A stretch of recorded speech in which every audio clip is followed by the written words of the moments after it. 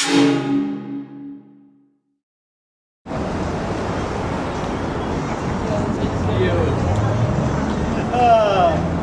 guy, my little goblin. He's, oh, hello. So, okay.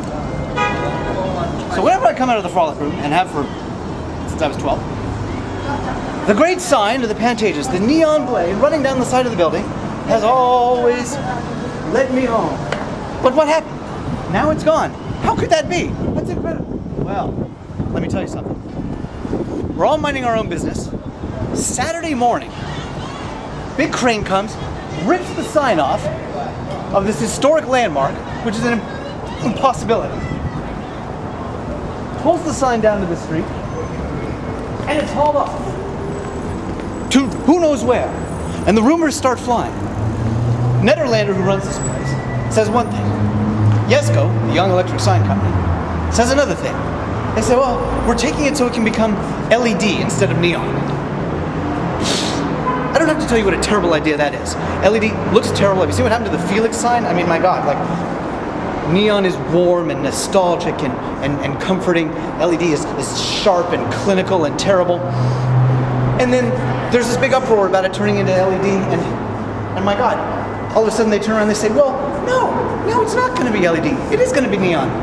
But it's not the original sign anymore, even though everybody knows the sign has worked perfectly for years and years and years. And now it's going to be a replica. It's going to look just like the other sign. We're doing rubbings, they say, of the old letters, like you would do on a grave, like you would do on a headstone, which is kind of appropriate here. Yes, we'll tear down the building and make a rubbing.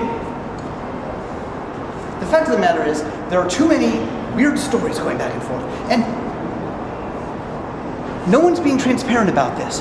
You go to the Office of Historic Resources, they get their permit from DPS. Everything says, we're going to restore it. That's what the permit says. The permit does not say it's going to be a replica. Well, the fact of the matter is, you start tearing things off, there's still some neon on the marquee. It's now neon and a giant Times Square styled, video thing, because of course, if you're in the O'Farrell district, of course everything's got to be a giant, like, Times Square style video thing.